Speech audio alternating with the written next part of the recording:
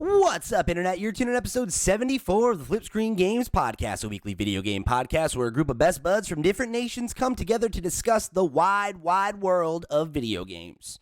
I'm your host, Pete and Bessie, joined as always by my very good friends and co-hosts, Mr. Stephen Radford. Hello, hello. And Mr. Max Wright. Pedro Pascal.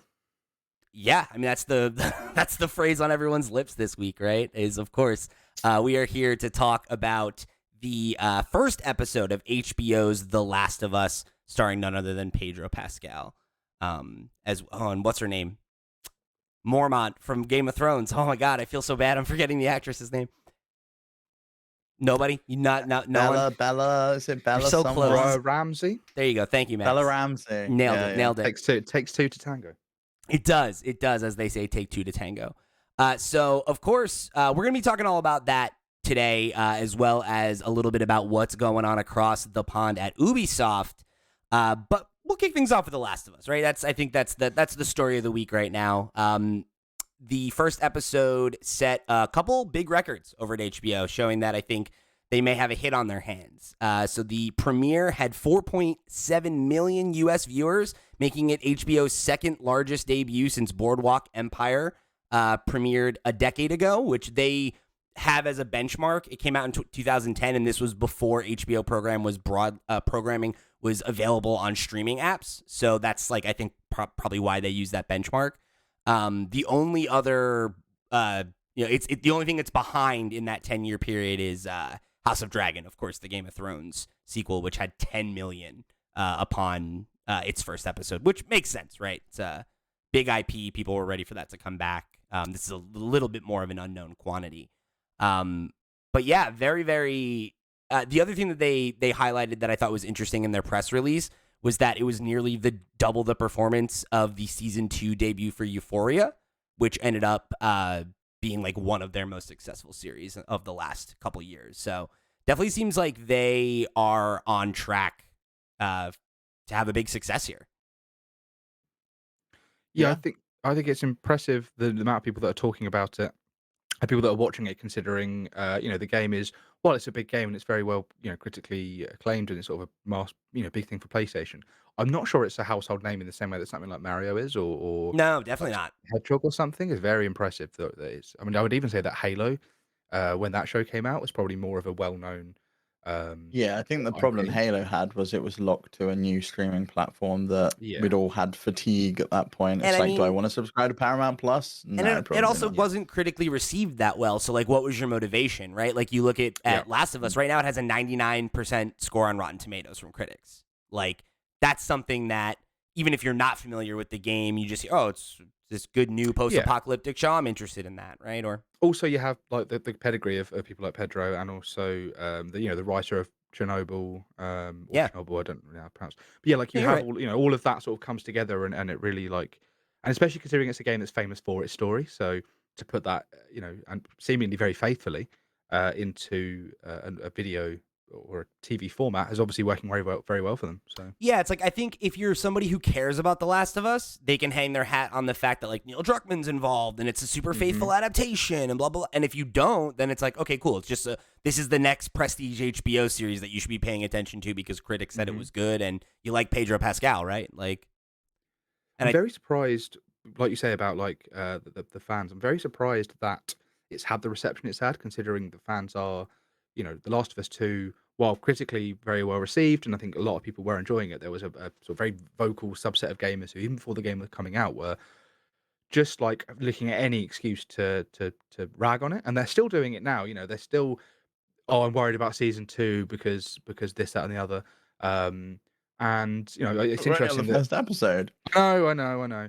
Because it's going to do the second game. Yeah, but I think personally, I'm of the opinion that I don't know. There are people who have what I'll call legitimate critiques of The Last of Us Part 2, right? Where there are things that didn't land for certain people. There's some people that didn't jive with the tone or the pacing, things like that. Fair enough. But I think I just think that game was too long. I think we all agreed that when we kind of spoke about it. It kind of felt like it had a finishing point, and then you're oh, there's another thing. Yeah, it's okay. And I think regardless of where you fall on that part of things, I think a lot of the backlash, right, is from a vocal minority of people that have an agenda. And, it's like, take that or don't, right? Like, it's, I think that the, like, groups that farm outrage like that are usually not as big of a segment of the market as they think they are, and you can look at some other examples on television that I won't even name drop because they're not relevant to what we're talking about here this past year, where like the narrative from people that hate it is that it's garbage and it underperformed, and then now they're working on a second season. So obviously everything they said was wrong, right? Or at least it wasn't enough of the audience to actually impact its success or its bottom line. A couple of points. Do we know that there's only 2 seasons of this? Because I can't really tell how long they're going to take. It could be that they haven't talked about what happens. I don't think there's any reason to think that this season will encompass the entire. Ends on the first game. It could. Yeah, I don't think it will. I'll say this: there was a segment of So if you watch the entire show, right after the credits, they had a short segment that was like a trailer for basically the entirety of the rest of the season. And there seemed to be a scene that I interpreted as being from the end of the game. Okay. So right, okay. I don't know if that's the case though, right? Because it's like light spoilers, right? But like I'm not going to say the big thing. If you don't know the ending of The Last of Us, I won't say what it is. But for those who do, right, like there's a moment. Like them coming down in the elevator or something. The scene that they showed was Joel cautiously walking into a room by himself with a gun pulled up. I think we all know what that scene could be. I even know what that is. I've not played it, but there's also like a lot of other things it could be, right? That could be a fake out. That could be a thing where they're showing me that so that I think that that's what I'm looking at. Yeah, because like he could be walking into any room at that point, right? I mean, I guess because I purposely didn't watch it. I hate seeing trailers for anything. Yeah, I only watched the first trailer for this, and I was very cautious going into it about this. I don't know why, because obviously with the kind of legacy of Chernobyl and Craig Mazin's involvement, but looking at Uncharted and how that movie did. And obviously didn't land as well as this has. They are, but like I feel like this for me has been the first adaptation of a video game that I've enjoyed that's live action, because there's been some great anime, but I can't remember the first like any other live action that landed as well as this. I don't think there's any other that I can think of that are actually good. Like there are others that I enjoy, right? Like I like the original Mortal Kombat movies. Can't speak to the newer one. I never got around to seeing it. But like those are fun. They're not good, but they're like fun in a schlocky B movie way, right? Whereas like this the Resident to me, Evil films. Sure, that's another great example, right? Those are like fun for an action movie. I think this felt like prestige television. This felt like an HBO prestige series. You could watch it without, like if I was to watch the Monster Hunter movie and I didn't play Monster Hunter, I would have hated that film. But the fact that I could go, oh, that's going to be Muscular Chef. Oh, cool, he did the thing. Oh my God, that's Gore Magala. Like all that sort of stuff made it watchable, made it fun for me to watch. And this is one of those, I think this is one of the first examples of a TV series or a movie based on a game where it's not Easter eggs. It's not, I mean, there are, we'll get to that later, but it's not just references like, cool, you know this. It's that's just not like, the point this is of it, the story. right? Like, this is the story, this is the show. I can absolutely speak to that. I watched this through with my best friend, Nat, who had never seen the game, has not played the game, doesn't know anything about it. But he was like drawn into the show as well and was just like, okay, now put the next episode on. And I'm like, no, there's no next episode yet. You're going to have to wait till next week. It was funny. I watched it with my wife, Sarah, and she watched me play the original like off and on. Like we didn't like play it together. It was like playing it in our living room. And it was funny because there were like 2 or 3 moments where she was like, oh, shit, I remember this. Like I remember this exact scene in the game. And it was like one of them was there's this scene where after Tess and Joel link up with Ellie and they're like sneaking out and they crawl under the like bus and like they're getting, and she was like, oh, I remember this. And I was like, that is such an extremely specific thing for you to remember, but I do too. And it's funny because like there are some Easter eggs that are very much just like, this is an Easter egg, right? Like the card that Joel's daughter gives him in the game is like, you can like see it on a desk in her room, but it's not like Yeah. a big moment. But then there are moments where you're like I remember him getting the rifle for the first time, right? And like things like that. And the watch, right? Like right at the beginning, I definitely remember the thing with the watch, and Uh-huh. like that's why he had it on him the whole time, even though it didn't work and it was damaged. Like he kept it with him. The whole thing with the neighbors was fun, and I didn't that was obviously not in the game. Like the woman coming out of the wheelchair, Him having the like, wrench was a nod to the game, though, right? Yeah, so it's it like was, it's yeah. funny how there's like little things like that where it's like sometimes it's just a nod, a nudge, blink and you miss it, and then there's some things where it's like this is a beat from the story, right? Like this is happening the way it played out. Yeah. I wonder how much variance there's going to be with that stuff. Me too, and I was kind of looking for the variances, because there was definitely some of the places the car went was different, and I think it definitely crashed in a different place, right? Crashed in town, whereas I think in the game he sort of veers off the road and like falls out of the car, and that's when the guy finds you all. Yeah. I don't remember it crashing in the town and then getting split up from Tommy. I think that all kind of happened in one go. I can't really remember. Yeah. So I've only played. So basically, the entire episode encapsulates all I've played of The Last of Us. Right, it sort of ends roughly where I ended, and I stopped playing. See, now you're gonna get to see what you missed out. You got to start Well, playing exactly. it now and stay Play the one. You game, got to yeah. stay I've ahead of the next episode. So I've pre-ordered The Last of Us Part 1 on Steam. I'm just going to wait for that to drop at some point. But I feel like the scene where they're in the car and they're moving and they're sort of like deciding where to go. I feel like bits of that are like, or just by watching, I was like, this is pretty 1-to-1 for me. Pulling up, break, like all of that. I'm pretty sure it happens almost exactly as I remember it happening. It could obviously be that I just have forgotten and I'm just like, this is exactly what I saw when I didn't. But I feel like that bit was incredibly faithful, and I feel like that's because it worked so well in the game. And there's no need to change things like that. But there are, some bits that they have changed that I know they've changed. I know the thing about the batteries. He wasn't after batteries before because he wasn't going to look for his brother. I feel like he was looking for guns or something, if I remember rightly. I think you're right. Yeah, I think he was but doing I something think the with motivation was the same though, wasn't he? Still, Oh, okay. I Fine. think he was still trying to leave the city and go connect with Tommy. All right. Okay. Fine. Did they fall out in the game? I can't remember if they had fallen out. I Yeah. don't remember. They had. Okay. Yeah, fine. yeah. Okay. We'll see. Yeah, I think bits were different. You get background on that later, but Yeah. Cool. Doesn't seem like they fell out in the show though. Like it seems like he felt like his brother was in danger, and that was his motivation because he'd not heard from him in a long time. Yeah. It's interesting because that's the thing, right? It's like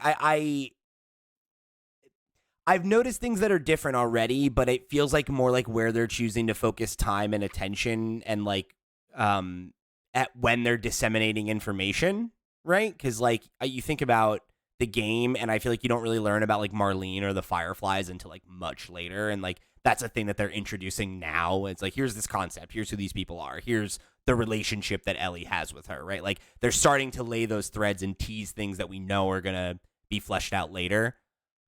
So it's interesting because like one of the things I felt like they put more attention on like Tess and like her relationship to Joel and like what their dynamic is a little bit more, whereas kind of like in the game I remember it feeling more like you meet them and it's already like they're a team and like they don't try to like contextualize their relationship for you at all. It's kind of just like you're left to interpret certain things and things like that. So it's like which makes sense, right? Like in a TV series or a film, right? Like you're going to want to focus more on character moments and things like that, I think, rather than like, some of the moment to moment action that got glossed over, right? Like they're not going to show like a big sequence of Joel like crab walking around killing clickers, right? Like that's probably not going to happen a lot, right? We might get one scene like that, but I doubt that's going to be a thing we do all the time. So it was interesting to see like where they kind of diverted attention in certain places and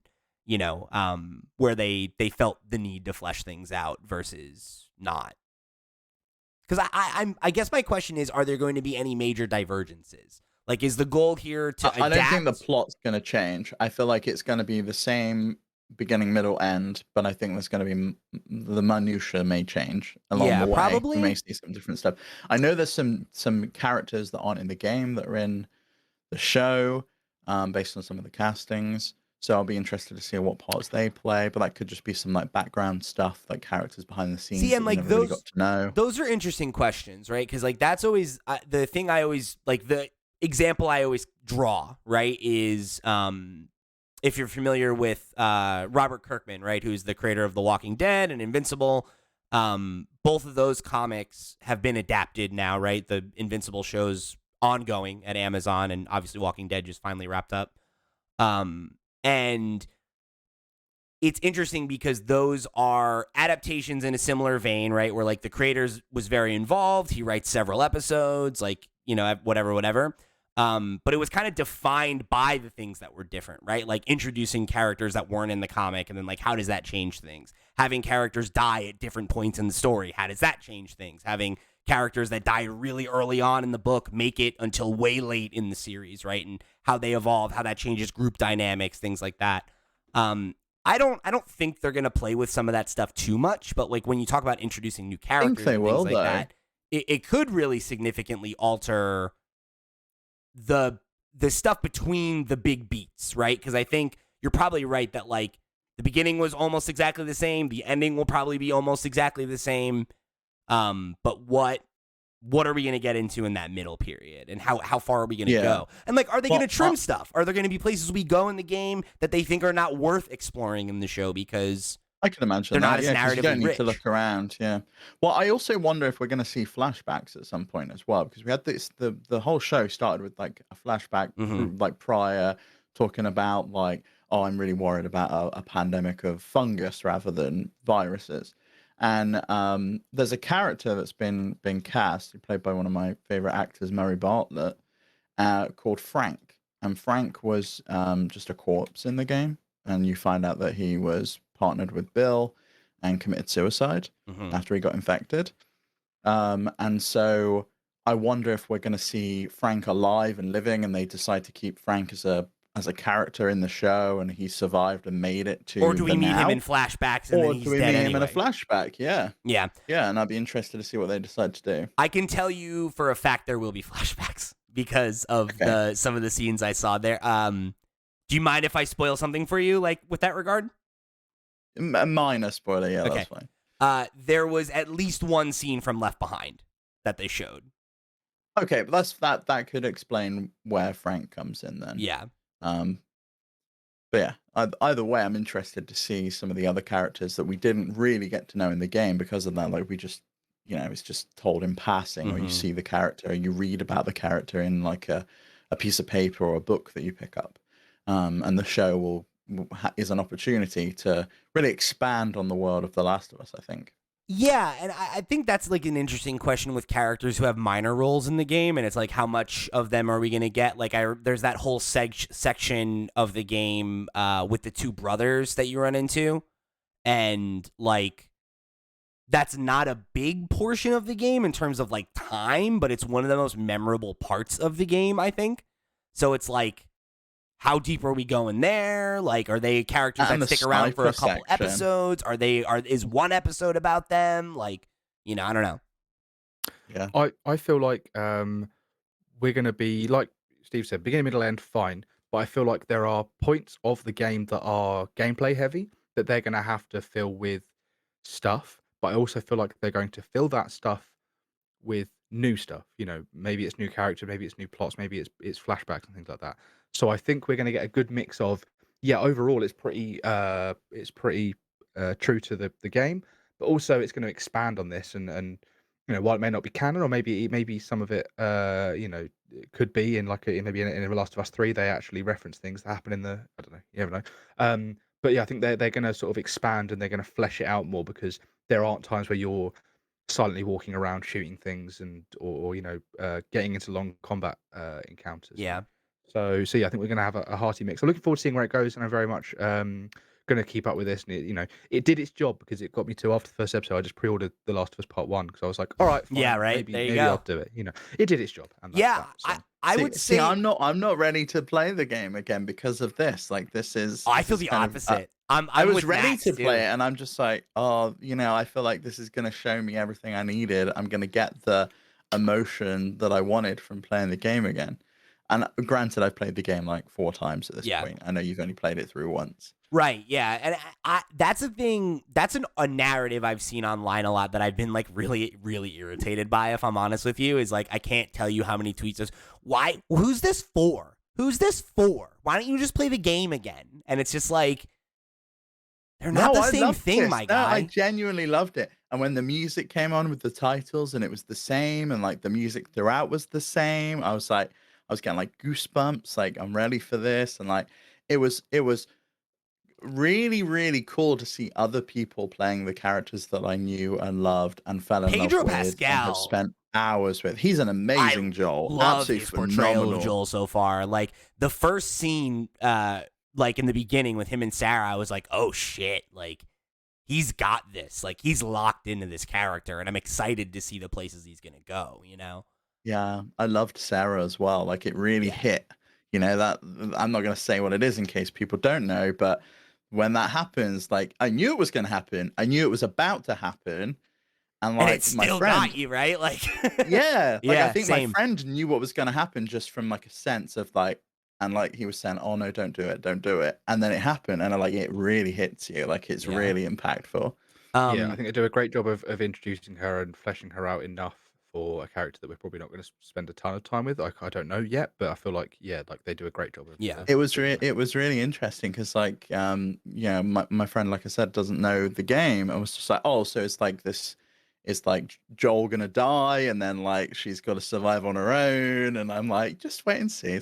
You'll find out. Like, to go in with no context, is like what a world. But it's so funny, right? Because it's like that's the thing, right? It's like I love people. Oh, who's this for? It's like do you know how many copies they sold of The Last of Us? There's a lot more people on Earth that are not familiar with the story than are. Probably a lot more people that subscribe to HBO. Right. Like my dad is never gonna play The Last of Us on PlayStation 5. He might watch the show if I tell him it's good. Yes. Right. Yeah. Like, and then again, it ignores the not even concept, the straight up fact, right? That like both television and film have a rich history of adapting stories from other mediums, specifically books, right, and comics now.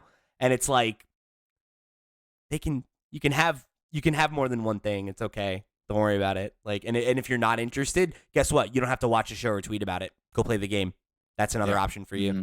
Yeah, exactly. I was. I don't want to say too surprised because I went into it, I think, feeling very confident it was going to be good, more so than it sounds like you were, Steve.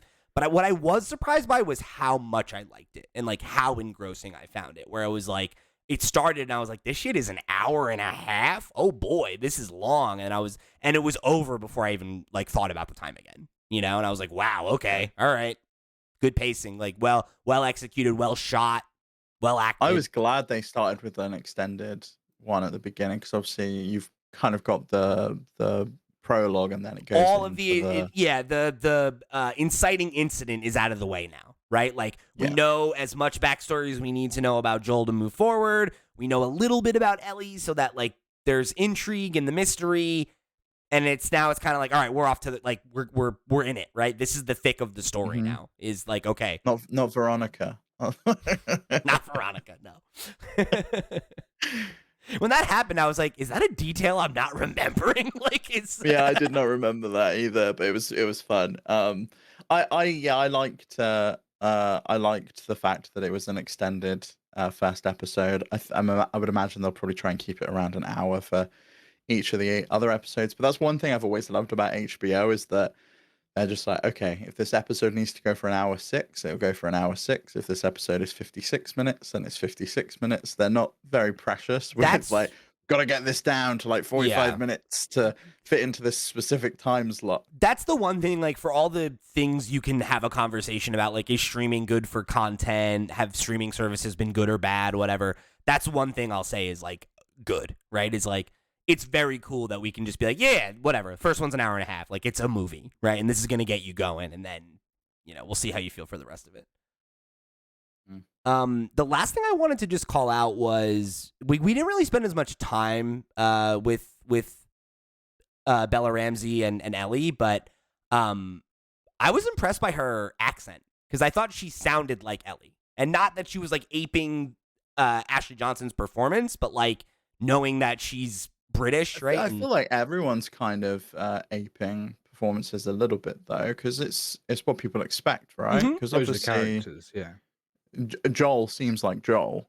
Yes. And, Yeah. and you wouldn't want it any other way. Yeah, right. But I think that's that's interesting though, right? Is like, how do you do your own take on this character while honoring what's come before you, and like, how do you strike that balance? And I feel like both of them are doing a good job out the gate. So I'm excited to see. I didn't realize develop. Bella Ramsey was British, so that is surprising to me. Like she did a good accent. Yeah, it's really good. I was impressed, and she's only 19 years old. Like I'm like, all right, like we already knew she was a great actor, right? Like she was fantastic in Game of Thrones, which I know, at least Steve, I know you didn't watch, but no, she captured people's hearts immediately. She's a very small role, but she was so amazing in it. Everyone was like, we love this kid, like, you know. So exciting to see her get a proper, you know, starring role, and I'm excited to see what she and Pedro, you know, how their chemistry develops. Absolutely. Any closing thoughts here? Good show. Watch more. Yeah, I'm looking forward to watching it week to week and talking about it some more, for sure. And if you haven't seen Chernobyl, watch that as well, because that's also a phenomenal series. So good. One of the better HBO series of the last decade, probably. It's like a one and done, right? It's on my it's on my Plex. So I'm waiting to watch it. You get through that in a weekend easy. I might just quit now and go watch it. So. See you later. While you're out with HBO series, check the White Lotus on there as well, Max. It's already on there, mate. It's already on there. Succession I've done already. Don't worry, mate. They're all on there. I haven't had HBO in forever. I bought it just for this, and I'm like, all right, I got to catch up on all these shows I missed, you know? Yeah, Succession's so good. There's another series coming out, The White Lotus, one of the best comedies of I got to watch both of those. I got to watch seasons 2 and 3 of Barry. Like, come on, Barry, man. You need to, mate, you need to watch both of those. They're great. Love Yeah, plus if you watch The White Lotus, then you'll know who's playing Frank when he shows up in The Last of Us later. There you go. Is White Lotus, is that the one Aubrey Plaza's in or no? Yes, it is. She's in season 2. Yeah. I've seen her posting about it, and I've heard that it's really like everyone was talking about it like a couple weeks ago when it was ending. All right, well, cool. We'll be back to talk about it more, I'm sure. I don't know if we'll do it week to week or whatever, but we'll play it by ear. If you guys want to hear us talk about it every week, let us know, and we will. Yes, subscribe to FlipScreen TV, a new channel that I'm starting right now. Okay, see you over there. Great. All right, so we've got some conversation about Ubisoft's implosion, or maybe impending implosion. But before that, let me remind you that this episode of the FlipScreen Games Podcast is brought to you by our Patreon producers for the month of January. They are, of course, Anthony Gonzalez, Christian Oliveria, Christopher Valenz, Earth Visitor, Gabriel Hasselmeyer, a.k.a. Sobe, Mary Berry, Matthew MQC, Ty the Dude, Wakahula, and Zaid Ida. Thank you all so much for your support over on patreon.com/FlipScreenGames. Y'all are the realest of the real, and we greatly appreciate your support of this and all of our sister shows. If you want to go and become a Patreon supporter, get your name read on the air, get the show early, or get any other good perks and goodies that we're offering over there, head over to patreon.com/FlipScreenGames. If you don't have any money for us, though, that's fine. There's a bunch of free ways you can get involved in the community. Head over to flipscreen.games. That's our website where you can find links to our Discord. You can write into the show. However you choose to get involved, we greatly appreciate you tuning in for this week's show. So, the last few years have been rough on Ubisoft. Really rough, I think it's fair to say. Of course, I think if you have been following the industry at all, right, the company has come under fire for reports of having a toxic workplace environment for the last couple years, right? And that all stemmed out from a bunch of workers at their Paris office started a union, right, because of what they claimed was misconduct from management. And then a year later, they filed a sexual harassment lawsuit, which obviously was like a huge lightning rod for the company. And then during that same time, we got a report published from Steven Totillo over from Axios Gaming that was detailing how the Assassin's Creed publisher has struggled to retain their top talent over these last couple years. And that it's been attributed to a kind of a wide variety of issues, right? It's not only the ongoing allegations against the company, but like issues like low pay and, other things that just speak to the fact that it's not been an ideal place to work, right? This I thought was interesting from Steven's article. He said that colleagues across Ubisoft have names for the procession of developers who have departed over the last 18 months. The Great Exodus and the Cut Artery, which is, the cut artery is rough, right? That is tough imagery for what they're talking about. It speaks to how much top talent has left, right? So Steven gave the context here, right? At least 5 of the top 25 credited people from the company's biggest game of 2021, Far Cry 6, have already left the company. 12 of the top 50 from last year's... How was their biggest release last year? Of 2021.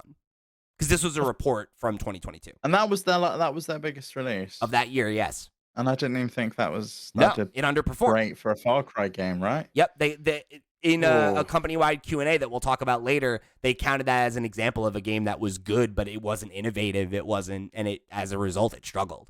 Or at least to hit the level of success that they're looking for, right?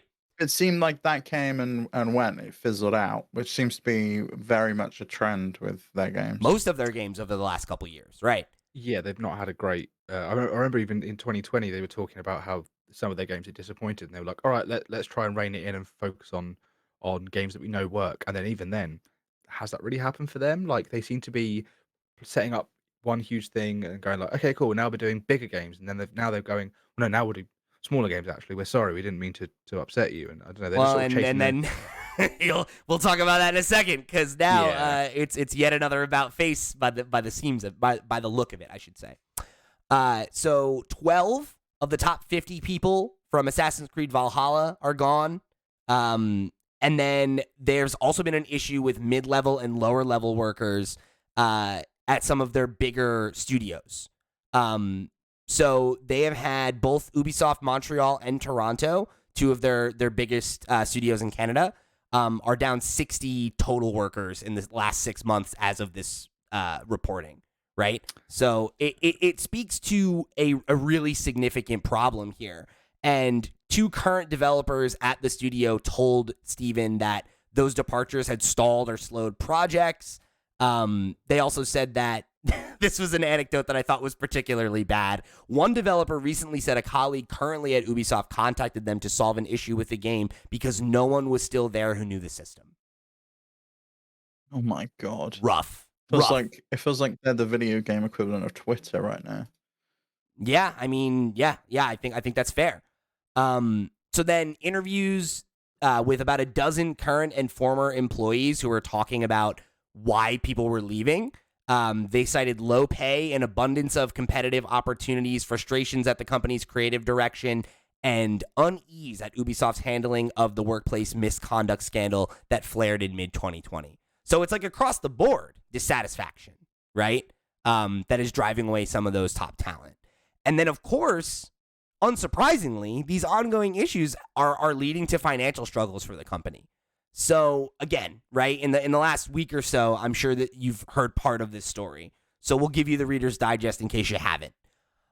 So there was an emergency call with investors about a week and change ago, during which Yves Guillemot, who's the co-founder and CEO of the company, pointed to specific titles like Mario plus Rabbids Sparks and Hope, as well as Just Dance 2023 as games that had underperformed and failed to meet their expectations, even though, as they claim, they invested a decent amount in marketing for Mario plus Rabbids. It reviewed well. It struggled to find an audience.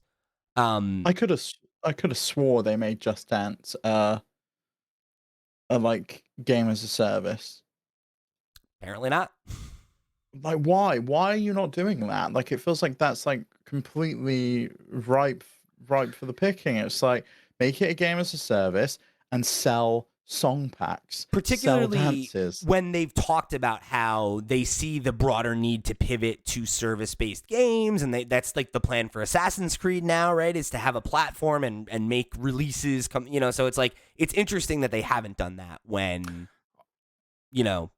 seemingly that's the strategy they're looking to adopt across their portfolio. maybe the audience who are buying, who are keeping up to date with things that are coming out aren't the audience that are buying Just Dance. People maybe buy it, play it. They're not going, oh, let's check the songs that have come out. They're not the repeat buyers. Maybe. Who knows? Potentially, yeah. I don't know. Or it could be as simple as they were making money hand over fist selling this game for $60 a pop every year, and they didn't want to give that revenue stream up, and they sold it until it stopped selling. Yeah.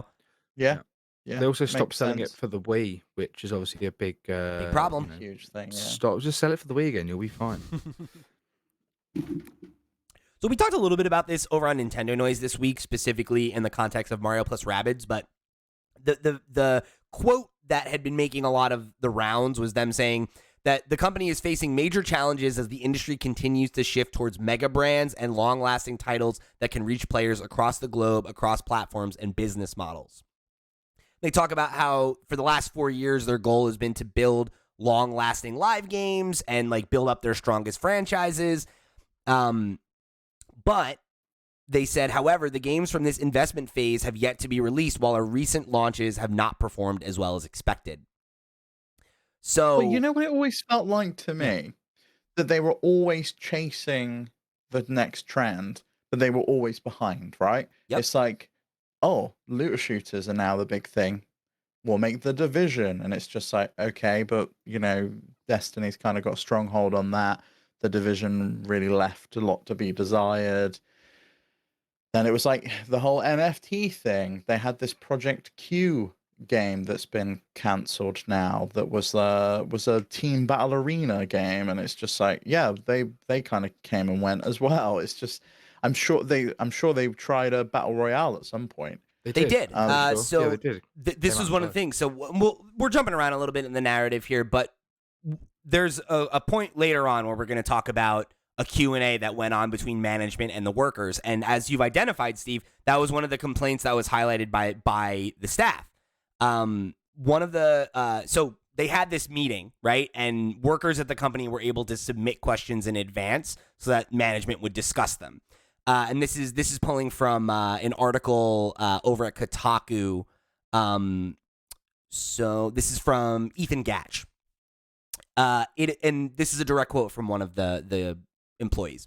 It appears that management is out of touch with games, saying that we need to adapt to an evolving industry. Read one of the questions for the meeting that received hundreds of upvotes. Why are we chasing trends instead of setting them?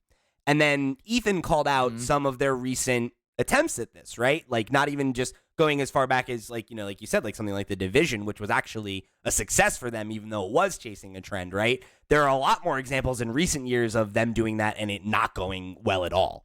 Some of the things that were highlighted in Ethan's article were their partnership with Google Stadia, which of course, as of this week, is now defunct. I mean, they're still doing that shit though, because like they're announcing projects that are coming to Amazon Luna, and it's just like, come on, really? You think that one's got legs? You didn't learn any lesson?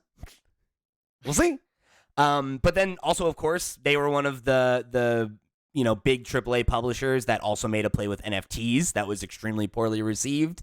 And then, of course, they've also, like you said, Steve, right? They've shipped a bunch of these free-to-play spin-offs and, crowded games in crowded markets like Battle Royale and hero-based shooters and things that are like, are you really going to compete when there's already a Fortnite, when there's already an Overwatch, when I think they could probably have taken down Overwatch too, but you need to go in there with like a real fresh take on it. Yeah. Give people a reason to come to it in the first place.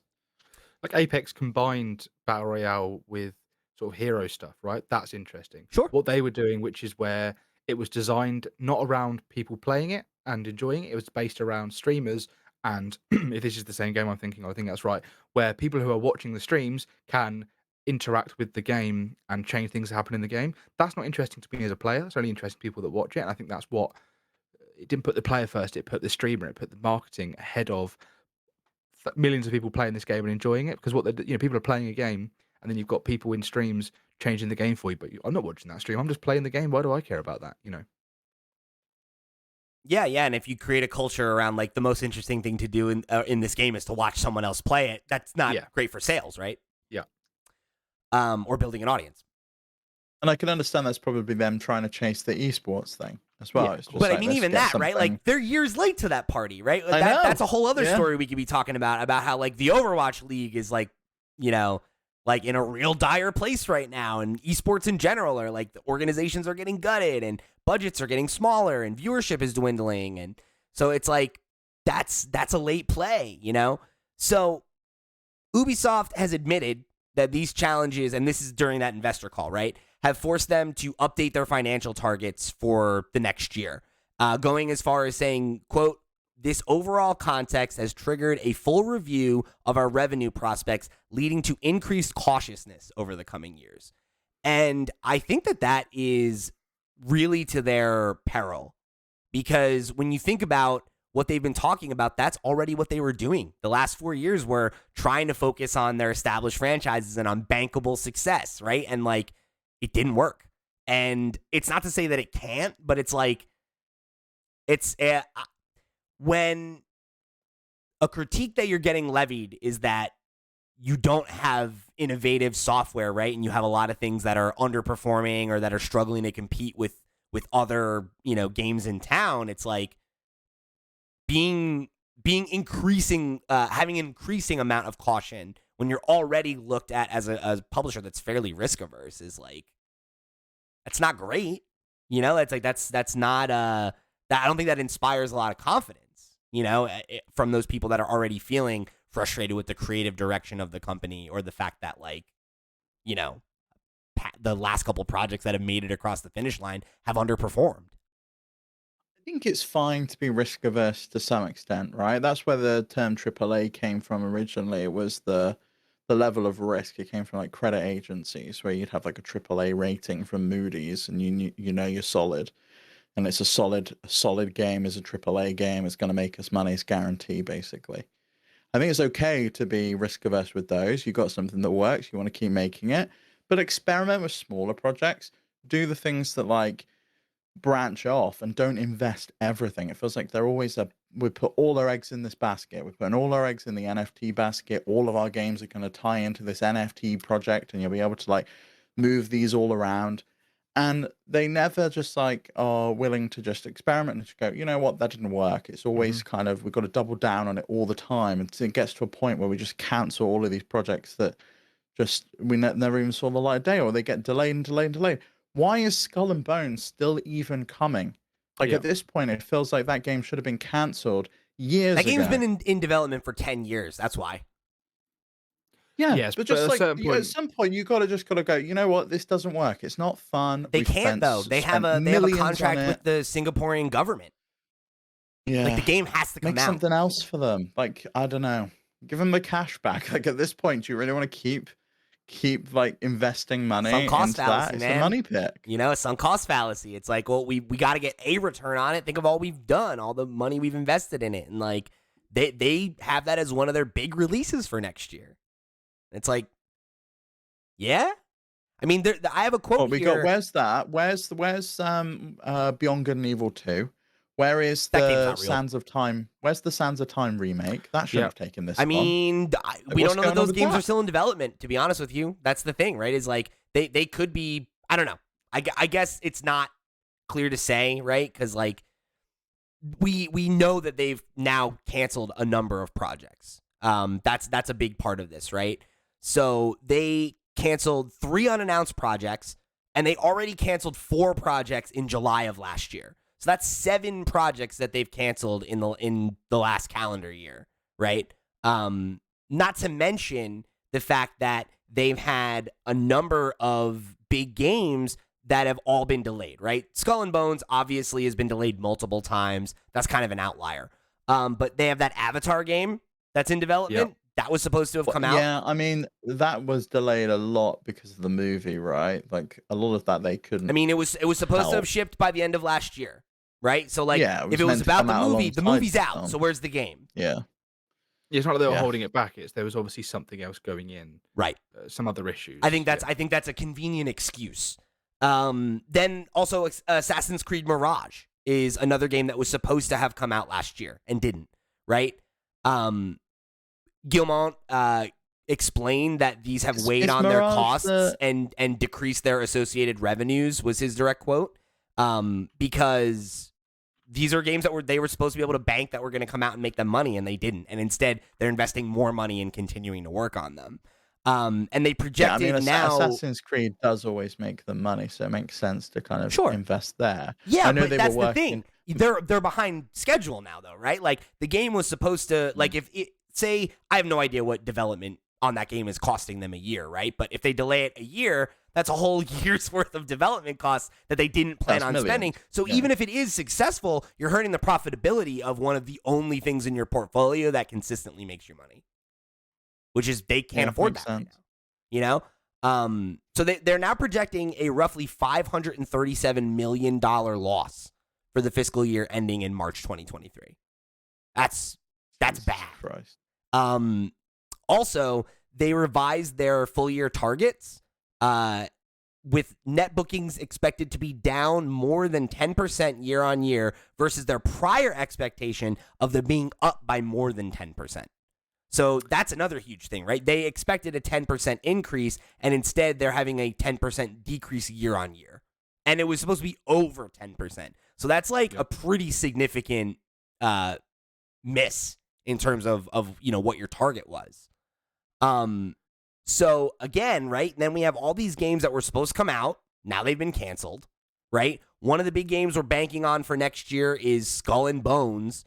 And they actually had, this is from one of the articles that I've got, and we'll have all of the sources down below, from Kotaku, where they had interviews with current and former developers who were saying, and this is as recently as a month ago, and they're skeptical that the game will be a major seller or that it can be a major seller. There's no way it's a major seller. Absolutely no way. That game's going to be a mega flop. So after this announcement, right, Ubisoft's stock started plummeting. So since that news broke, they fell by 19% to trade at €19.26, according to the Financial Times. So again, that's a huge dip in their value. So this is... I bet Elon wishes he was just down 19% on Tesla there. It's down 60. Sure, right? So the stage is set, right, for what the problems are at Ubisoft. Then last week, we didn't even get to the newest part. Last week, Yves Guillemot throws gasoline on this fire, right? He sends an internal email that was seen and reported on by Kotaku, where he essentially laid the responsibility of, saving their multi-billion-dollar company at the feet of his employees. So he said, "Today, more than ever, I need your full energy and commitment to ensure we get back on the path to success. I am also asking that each of you be especially careful and strategic with your spending and initiatives to ensure we're being as efficient and lean as possible. The ball is in your court to deliver this lineup on time and at the expected level of quality, and show everyone what we are capable of achieving." So tone deaf, isn't it? Sure is. And then you think about something like Nintendo, where they a little bit underperformed with the Wii U, and Satoru Iwata. He takes a big pay cut. Yeah, I'm pretty sure he cut his pay in by like half that year, so that he wouldn't fire any. Nobody would get fired. Yep. Whereas, I mean, I don't think there's anything they can do right now that's not gonna, in the next coming months, we're going to be hearing about, not just departures on people wanting to depart, but it's also going to be layoffs. We're going to start seeing, public. Some of their studios are absolutely going to get shut down. Like I'm looking at the list of their studios. They've got a lot. I think Ubisoft Singapore is done. As soon as Skull and Bones is out, they're going to be like, "You're done. You've had 10 years to make this game." Ubisoft are too big for not putting anything out. Right? They're far too big, and they've got so many projects on the way that they're not bringing any money in. And I think it's going to start. We're going to start seeing it all crumble. And I think we spoke about this last week, how Jeff Grubb said they were sort of trying to get purchased and getting laughed at, essentially, like you're not worth that. And I think as their value starts to plummet, I don't know at what point they actually give in, and if they even do want to sell. So, yeah, and I mean that's the other thing, right? Is like knowing that they're looking to sell and that there's not interest. I think speaks to the other issue that they're running themselves up against, which is that I think the most valuable thing that they own is their IP, and I think they've damaged some of that IP in recent years, right? I think like franchises, again, we brought it up earlier, franchises that used to be a must buy for me, like Far Cry is like, I don't really know if I'm going to pick up a Far Cry 7, you know, like unless it comes out and it reviews extremely well, right? Like maybe, but I was extremely disappointed with that game, and I was not through the roof about 5 either, right? So now we're 2 releases removed from the last one that I think is actually like a great game. They currently have 50 studios. 50. My understanding too is I think they have a certain level of flexibility because of the French government. Like I believe they get certain like tax breaks and things like that for being a major employer and having a certain number of employees. Quite possibly. And so, some of these studios like Ubisoft Paris and Ubisoft Paris Mobile, I'd imagine they're in the same building and they are effectively the same studio. They're just working on different things. Yeah. But to split it out into 50 things, 50 separate studios in different locations is a lot. It's a big old list of places that they could probably condense down at some point, probably will need to. Yeah. I feel like there's a lot they can do, right? They should be capitalizing more on their IP. We had an Assassin's Creed movie. I feel like they could probably do something more there. They should be shopping a TV series around if they're not already. They've already got a relationship with Apple with their work on Mythic Quest. They should be talking to them about making something. Yeah. And getting that IP picked up and building out something else. Or another Rabbids movie, something like that. Like, yeah, but that's the thing, right? Is like, is the audience still there for that stuff, right? Where there isn't as much love for those IP as there used to be, like maybe not. I feel like that's Ubisoft's fault. All the Tom Clancy stuff as well, right? I feel like they could do some stuff with that. Yeah. I mean, I don't know if they have the movie rights for it. I think they do. I'm pretty sure they own the rights wholesale. So yeah, they should be like making a Splinter Cell movie. Or something. Or just making Splinter Cell at all, like just making something with Splinter Cell would be great. Yeah. That would be the perfect live service game in the same way that Hitman is a great live service game where you go into different levels and there's infinite replayability and you are Sam Fisher and you're going through and you complete different challenges and things. Like there's so much they could do with that. There's so much they could do with everything. It just feels like they have spent so much time invested into the wrong projects, hunting the wrong things, chasing the wrong things, and not realizing what their value is, which is their own unique IP that people love and is beloved by them. And I mean, now here they are, right? Like wanting to double down on like live service games and stuff like that. And like, I think that's to their detriment, right? Because we all know, right? Like we've talked about on this show, right? About how like looking at Sony, right? And how much of the top earning games are games as a service. And that's why they're buying Bungie and trying to get in bed and create these properties that work that way. And I get it, right? Like, I understand being a suit and smelling blood in the water and being like, this is what we got to be doing. We got to have our own Fortnite. We got to have our... But, like, those games are really expensive to produce. They're expensive to maintain. And it's hard to create an audience around them. So, like, when a big part of your strategy is, like, let's develop a bunch of these games and launch them, and then they don't find an audience... Like, that's a huge investment for something that you might never see a return on. We've seen that's why I felt like the Assassin's Creed thing worked well for them. Like, when that was announced, when Jason Schreier reported on it, it made it seem like it was a great concept, right? You've already got that narrative and that story of, you're plugging into a computer to go back in time to all these different places. You have that and you go to different places and there can be smaller levels. That's the thing, though, is like, hone in on it. Is that a good idea? Like, I think it could be, but it's also like, will consumers respond to that, right? Like, are there going to be microtransactions? There's going to be a season pass. Like, are there going to be they put microtransactions in their full paid games. Like, the full paid Assassin's Creed has like level booster passes you can buy. Right. It's like insane. But that's the thing, right? Is like, people already have a taste in their mouth about that stuff. Like, are they going to be like, I want this. I want an Assassin's Creed every year again. I want there to be constantly content, and it's like, and some people will, right? Like Origins and Odyssey were like both very successful in their own right? Well, and I guess Ragnarok. What was it? Not Ragnarok. Valhalla.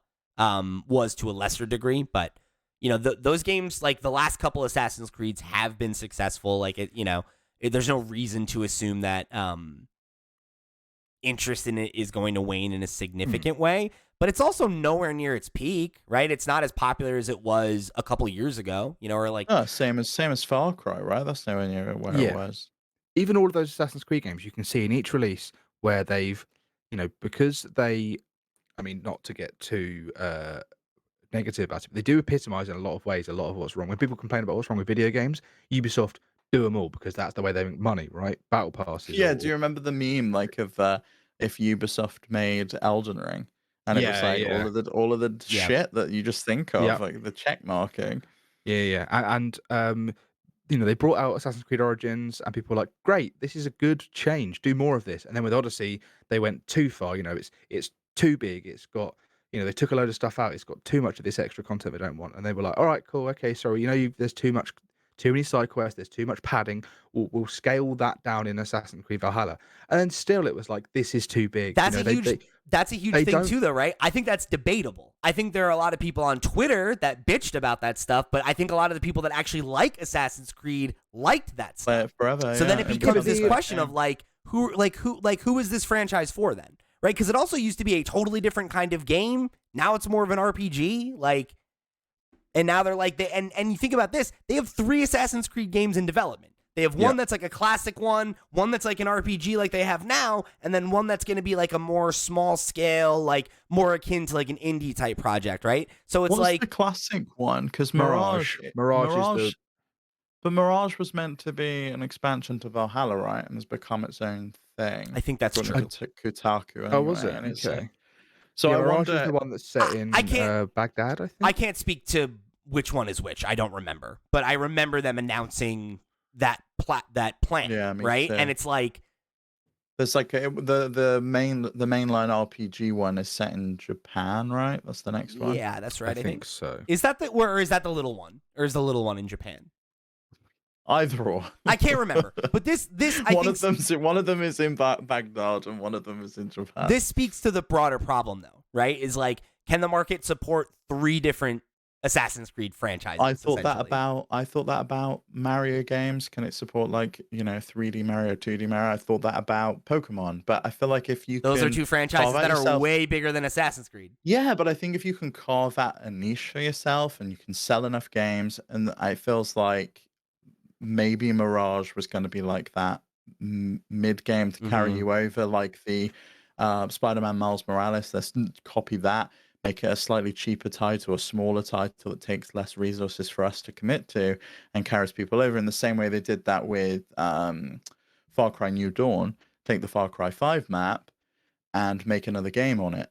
And it made sense. And I feel like they'll probably end up doing that with Far Cry 6 as well, in the same way that we got Far Cry 4 and then we got Far Cry Primal. Like, they've been doing that for a while. Yeah, Blood Dragon. For 3, I think it was, all that sort of stuff. But that's the thing is, I think that works when your franchise is healthy, right? When Far Cry 3 is one of the best games of the year, when Far Cry 4 is one of the best games of the year, sure, right? But what was the I don't know. It's like you look at 5, they did New Dawn, they also had a full season pass worth of DLC.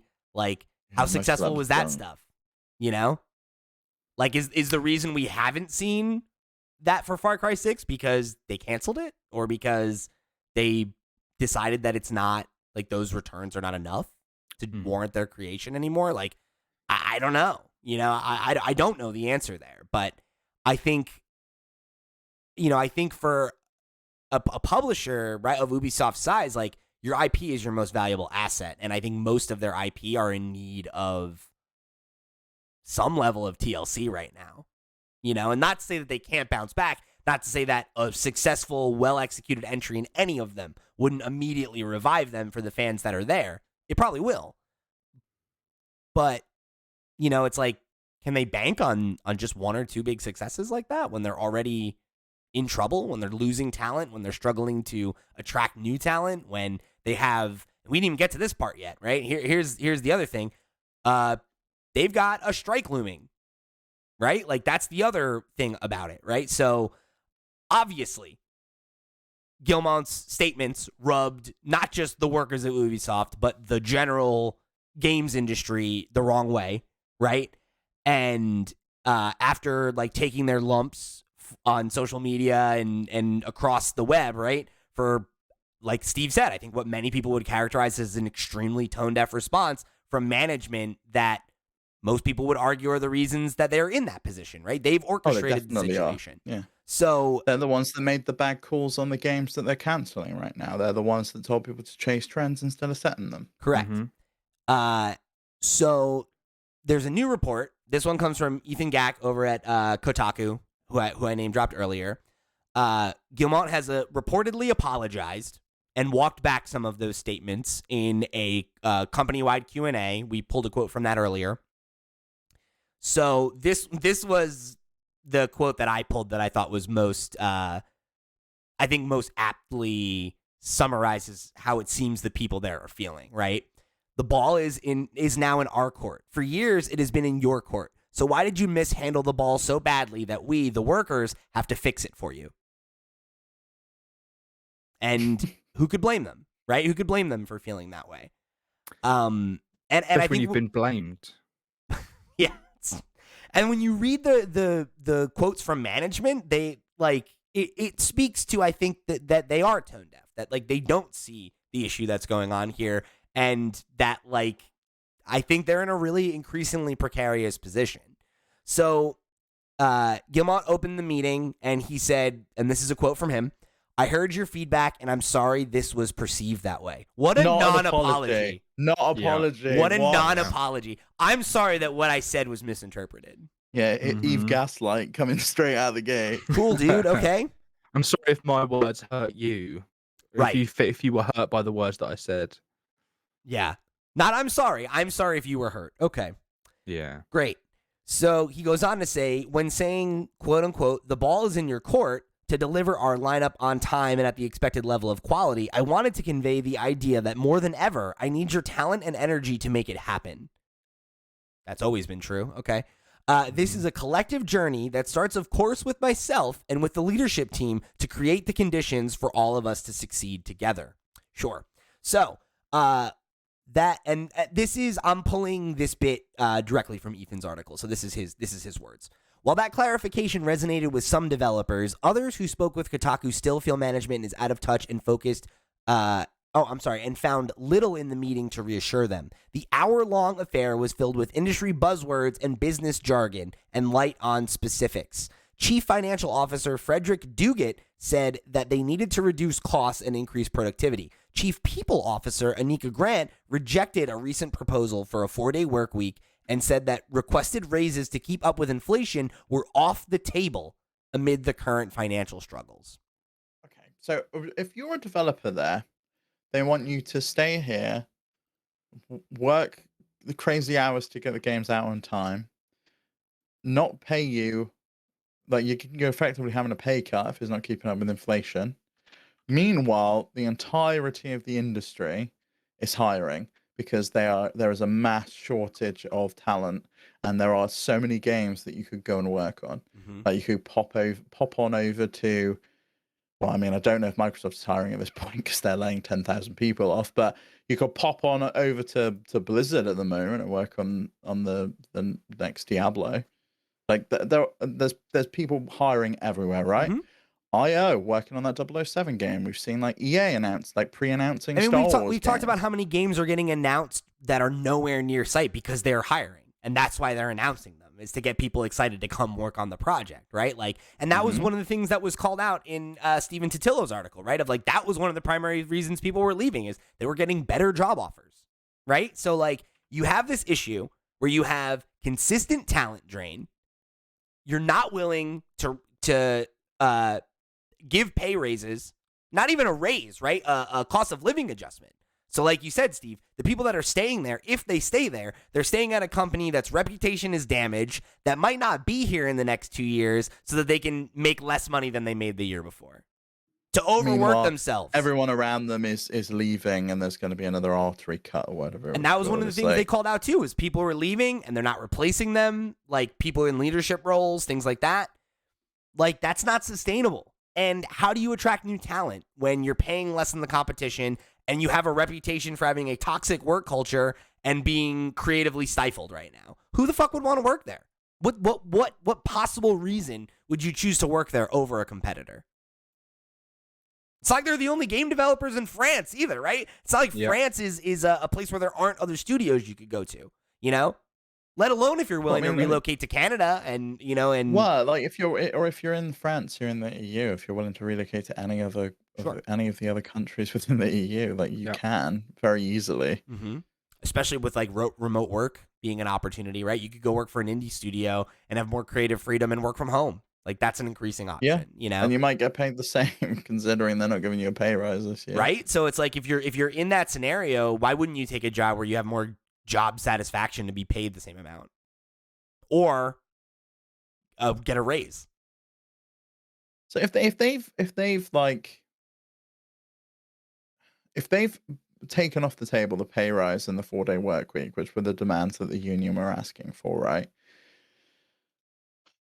What does that mean for Ubisoft Paris? They're gonna walk out and they're gonna get nothing, and they're just gonna keep striking, and these games that they're working on just aren't ever gonna get made. I have no idea, because like they didn't even acknowledge it.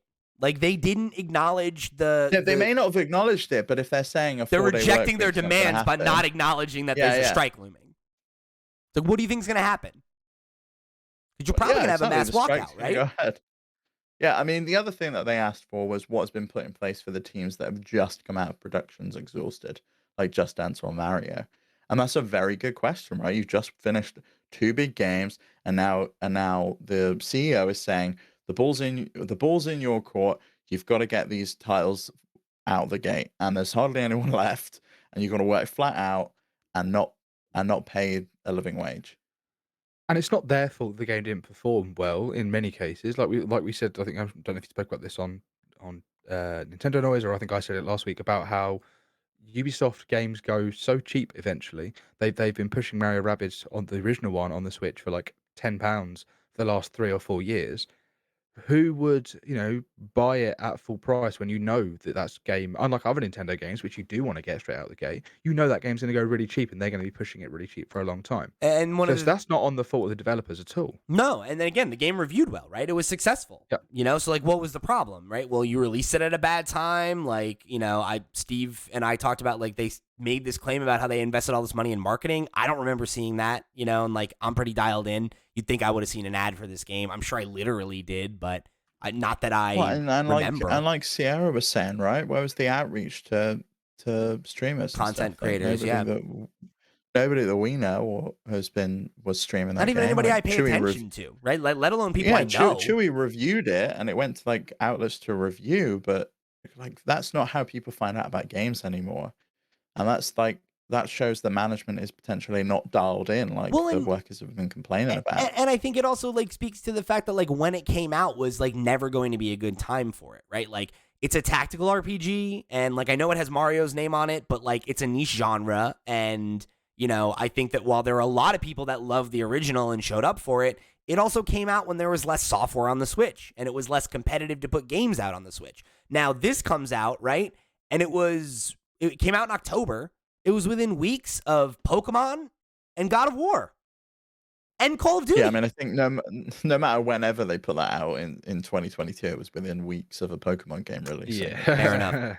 But the original Mario Rabbids came out in August. I remember that launching in August, which is a great time. That's the thing. If it had come out in the summer, I think it might have been a different story. Yeah. That's not a game. I don't know though, because like Xenoblade was there as well, and Splatoon 3. Like it was a crowded year for the Switch for Mario Rabbids to come out. That's true. And I think it was pushed back. I think it was probably delayed from 2021, and probably due to no fault of their own, having to adapt to remote working because of the pandemic. Mm-hmm. But it was probably delayed.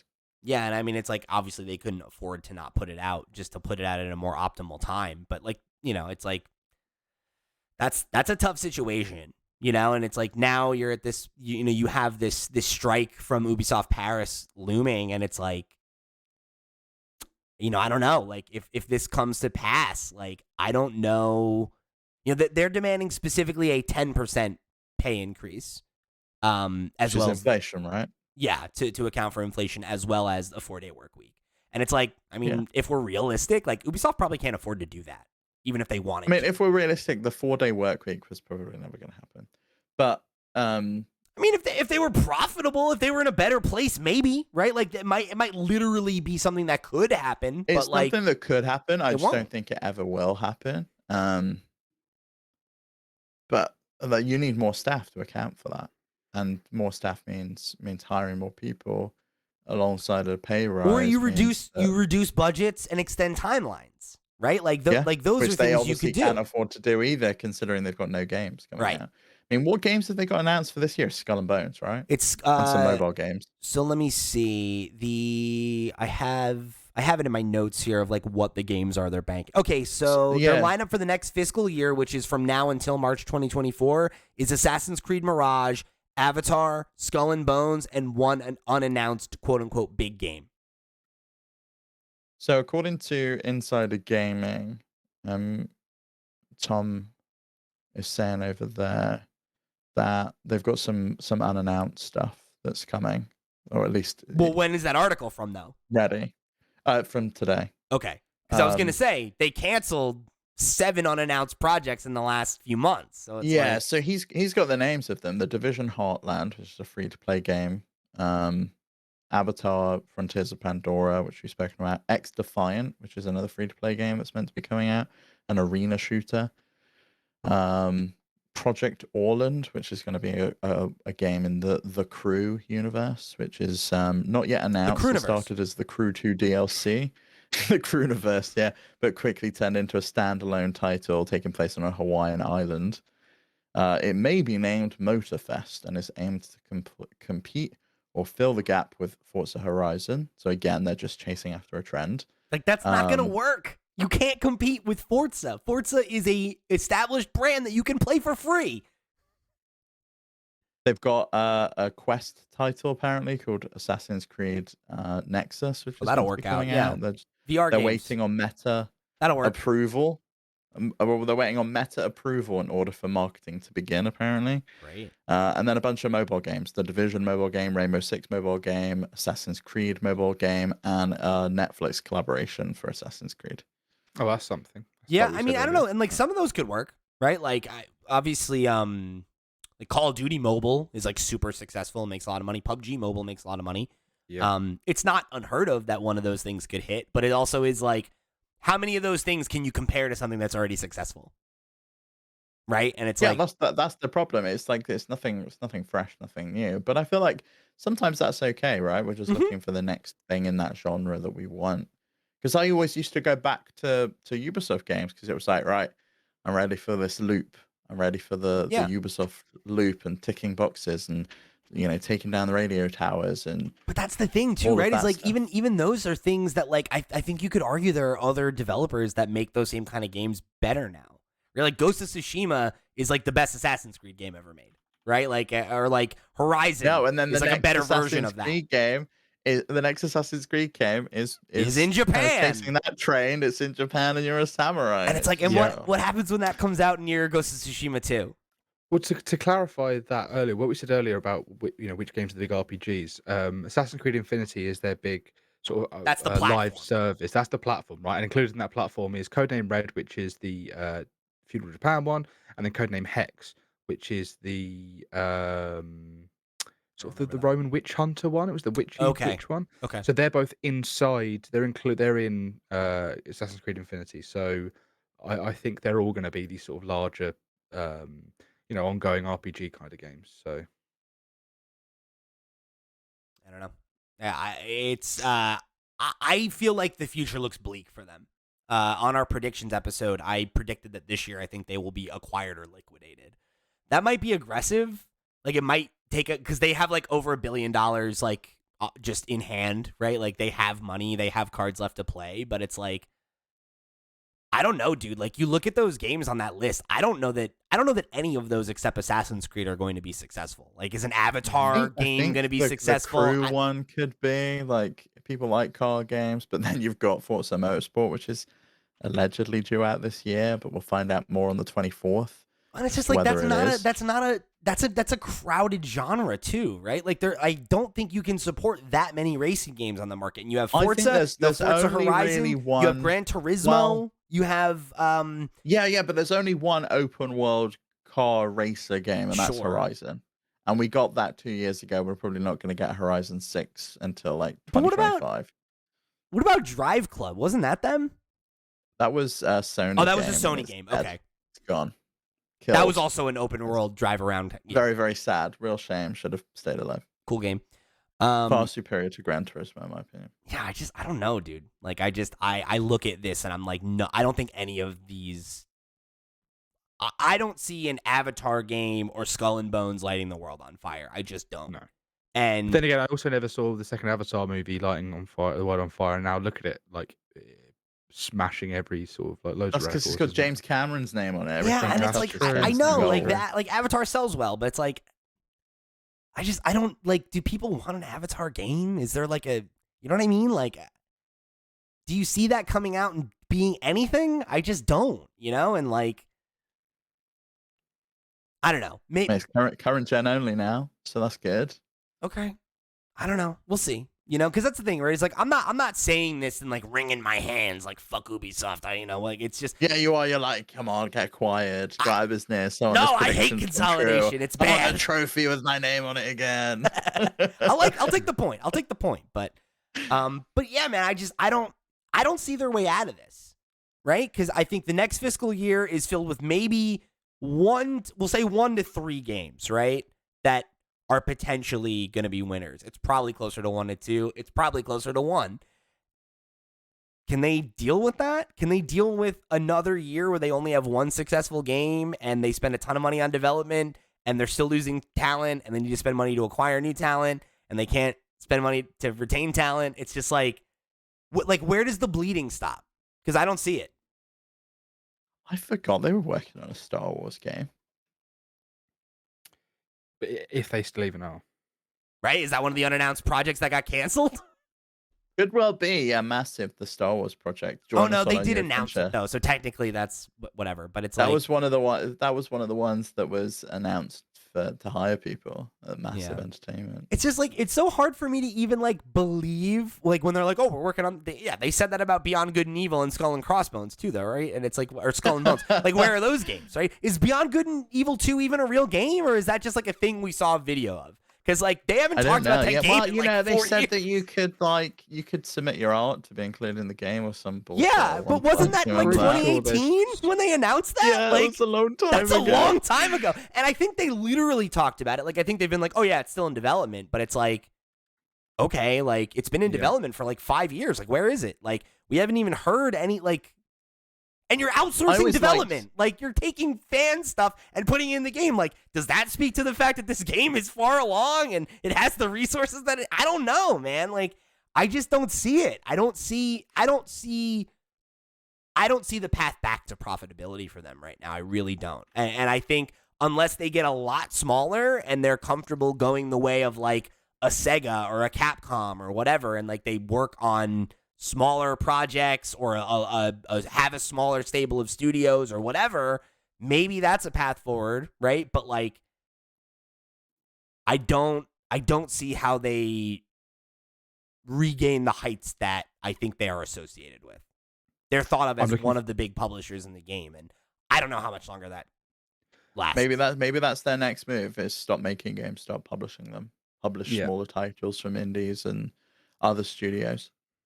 I'm looking forward to seeing whatever happens in the coming months in terms of not like hoping for their downfall, but it'd be nice to see that finally, they're not too big to fail. They're not just going to be able to keep getting away with doing all of the stuff they've been doing forever. And maybe it forces them to, like Steve says, maybe shrink down and start working on smaller titles and really get back to what made them great in the first place, as opposed to what's happened is obviously they've become so bloated and so big that we now they're now so big they have to be able to maintain that cash flow to keep the investors happy. So yeah, I guess we'll see. And I think that's the thing, right? Is once you're at the point where you're like a publicly traded company and you have investors, like their stocks are plummeting. Like it's like they're not going to be happy about that. And I don't, like if they can't sell and like that just creates a feedback loop. And I don't know, man. I don't know. I think it's dark times over there for them, and I would not be surprised if whether it's this year or next year or whatever, right? Like I think 5 years time, Ubisoft is just not around anymore, not relevant in the way that they are anymore. We shall see. We shall see. So let us know if you want to write in and let us know your thoughts about Ubisoft's turmoil, we'll say, current struggles, or your thoughts on episode 1 of The Last of Us. Make sure you write into us, questions@flipscreen.games. Come join the Discord where the conversation keeps rolling between episodes. However you choose to get involved, we'd love to hear from you. We'd love for you to come and be a member of the community, chat with us, become a part of the show by writing in, however you choose to get involved. We really thank you for tuning into this week's show, and I'll remind you to head over to flipscreen.games to find links to all the ways that you can keep getting involved with the show. For the crew, I've been Pete, he's been Steve, he's been Max. We'll see you next week for another episode of FlipScreen Games Podcast, baby. Take it easy.